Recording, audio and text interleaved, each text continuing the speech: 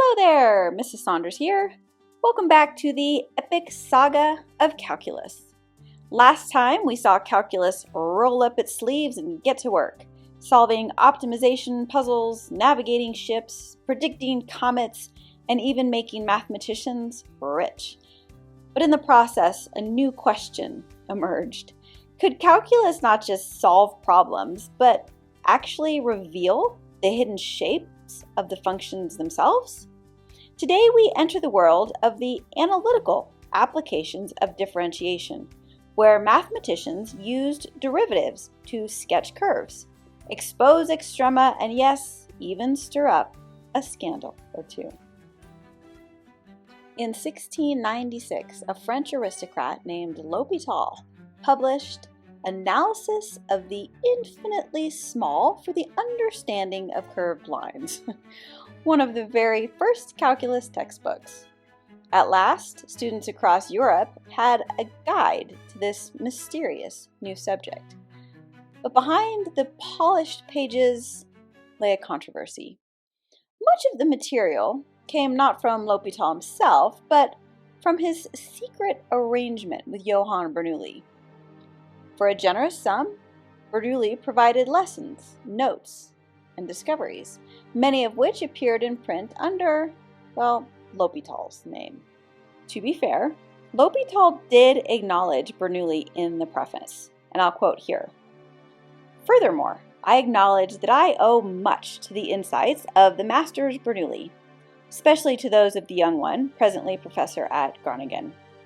I have used without ceremony their discoveries and those of Master Leibniz, and that is why I consent that they may claim back all that pleases them, contenting myself with what they will kindly leave me.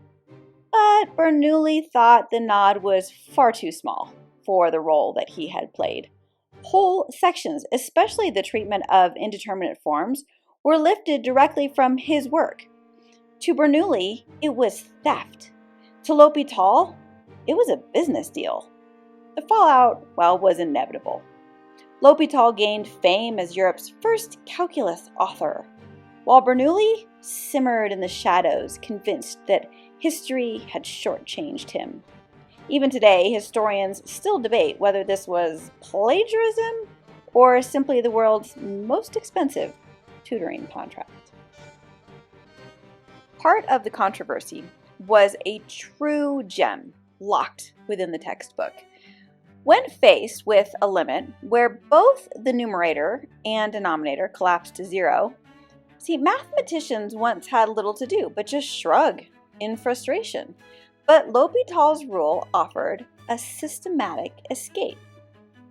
Differentiate the numerator, differentiate the denominator, and try again. The word different here is L'Hôpital's term for what we now call the derivative. And we formally write L'Hôpital's rule today like this. It was as if calculus had handed them a secret key, unlocking families of limits that once just seemed hopeless, now solvable, with a single stroke of the derivative. Was it brilliant? Absolutely. Was it original? Well, Bernoulli would beg to differ. Curve sketching. Before calculus, mathematicians drew curves like artists. They plotted a few points, connected them, and hoped for the best. But with derivatives, mathematicians gained precise tools. Suddenly, mathematicians were more like explorers, charting the landscape of functions, mapping peaks and valleys and uncovering hidden bends with precision instead of guesswork. The first derivative acted like a compass. When slopes switched from positive to negative, there was a peak. The reverse marked a valley. The second derivative revealed concavity, smiles for concave up, frowns for concave down, and inflection points where the curves changed direction. Together, these tools let mathematicians map the terrain of any function. Curve sketching quickly left the pages of the textbook and reshaped the way people understood the world. In the 17th century, L'Hôpital and the Bernoullis showed that by tracking peaks and valleys and points of inflection, mathematicians could predict the stability of arches, the turning of planets, and the stresses hidden in a physical structure.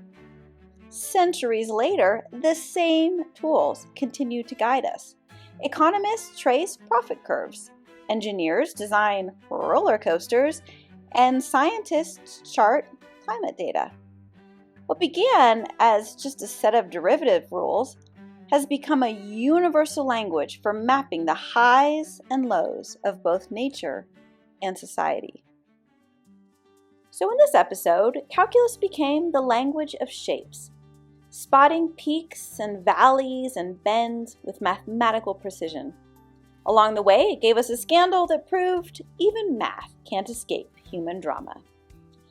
But as powerful as derivatives were, mathematicians soon realized that they were missing something.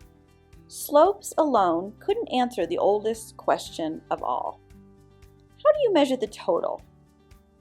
The total area under a curve, the total distance traveled, or the total accumulation of change over time? Next time, we'll see how Newton, Leibniz, and even Newton's teacher, Isaac Barrow, uncovered a breathtaking truth that slopes and areas, change and accumulation, are two sides of the same coin. It was nothing less than a fundamental connection, a theorem that finally made calculus whole. Thanks for being here. I'll see you next time.